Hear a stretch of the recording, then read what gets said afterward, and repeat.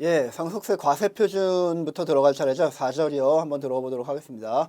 우리가 지난 시간까지 상속세 과세 가액까지 배웠지 않습니까? 상속세 과세 가액에서 상속 공제를 빼고 공제에는 인적 공제와 물적 공제가 있거든요. 그리고 저 감정평가 수수료까지 차감을 하면 과세 표준이 됩니다.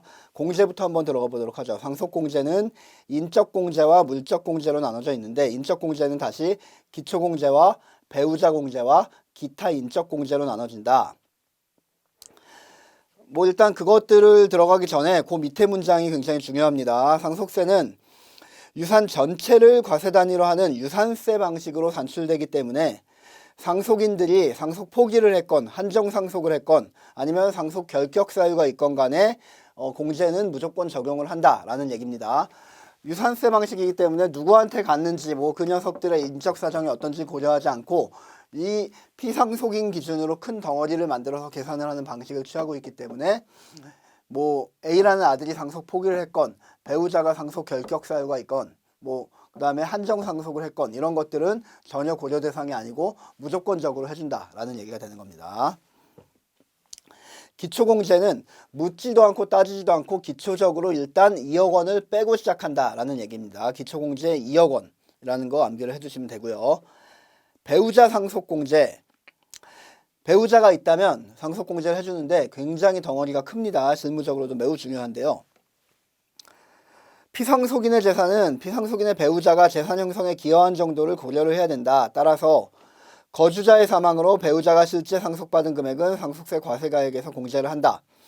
공제 요건을 보니까 상속재산을 분할하여 과세표준 신고기한의 다음 날부터 9개월이 되는 날까지 신고한 경우 무슨 말이냐 하면 재산이 이제 피상속인이 1번 뭐 A 토지가 있고 2번 B 주택이 있고 3번 뭐 C 상가가 있고 이렇다고 한번 가정을 해봅시다. 그러면 사망을 하면 2021년 10월 1일 날 사망을 했다라고 하면 언제까지 상속세 신고를 해야 되죠? 사망일이 속하는 달의 말일로부터 6개월 이내에 신고를 하니까 10월 말부터 11월, 12월, 1월, 2월, 3월, 4월 말 2022년 4월 30일 날까지 신고하고 납부를 해야 됩니다. 이때까지 납부를 해야 돼요. 그런데 만약에 배우자가 이것들 중에 배우자의 몫이 배우자가 있고 아들 1이 있고 아들 2가 있으면 그러면 배우자의 몫은 얼마라 그랬죠? 1대 1대 1.5니까 7분의 3이 배우자의 몫이라 그랬죠. 근데 7분의 3을 더해서 이것들 중에 뭐 이 두 가지를 배우자가 다 자기가 가져간다 라고 하면 언제까지 이전 등기를 마치고 신고를 해야 되냐면 요 신고 납부 기간 4월 30일로부터 9개월 이내에 이전을 하고 신고 납부를 해야지만 배우자 공제를 많이 듬뿍 해주겠다는 얘기입니다. 배우자 공제는 어디에 연동이 되냐 하면 배우자가 얼마나 많은 나머지 재산 중에 얼마나 많은 재산을 실제로 가져갔느냐에 따라서 공제를 많이 해주거든요. 한번 다음 장에 있는 산식을 한번 볼까요? 공제 금액 다음 중 큰 금액이랍니다. 5억 원과 그 다음에 그 밑에는 또 미니멈 동그라미 1번 2번으로 나누네요. 그리고 동그라미 2번은 또 미니멈 A번과 B번으로 나뉘네요. 야, 이거 미니멈도 있고 맥스도 있고 굉장히 복잡한데 딴 거 다 집어치우고 일단 가만히 이 산식을 한번 봅시다. 숫자가 나오는 게 어떤 거예요? 5억 원이라는 숫자가 보이시죠? 그리고 저 동그라미 2번의 B번 중에 30억 원이라는 숫자가 보이시죠? 만약에 이 산식을 최소로 하면 최소 얼마까지는 공제가 가능할까요? 배우자 공제가. 최소. 산식이 정말로 최악으로 작은 금액이 나온다라고 가정했을 때 최소 얼마까지 가능할까요? 배우자 공제. 5억이지 않습니까? 5억. 다른 것들이 저 5억과 그 다음에 나머지 중에 큰 금액이라면서요. 그러니까 나머지가 아무리 작아서 2억이나 3억이 된다고 하더라도 5억까지는 공제를 해줄 거 아닙니까?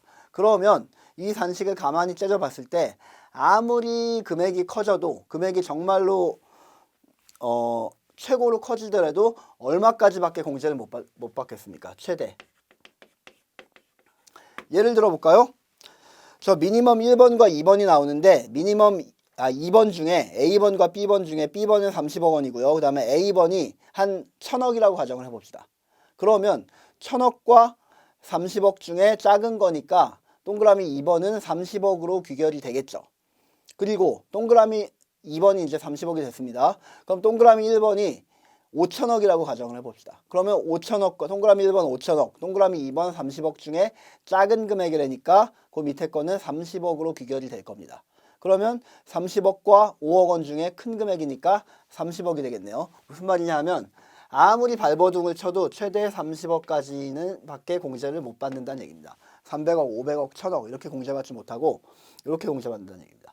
배우자 공제의 최소 한도와 최대 한도가 이만큼이라는 거는 아주 상식적인 얘기고 시험에 어려운 산식이 나오는 게 아니라 이런 걸 물어보는 것들이 나옵니다. 배우자 공제는 최대 30억까지밖에 못 받는다. 그리고 아무리 못 받아도 최소 5억 원은 받는다.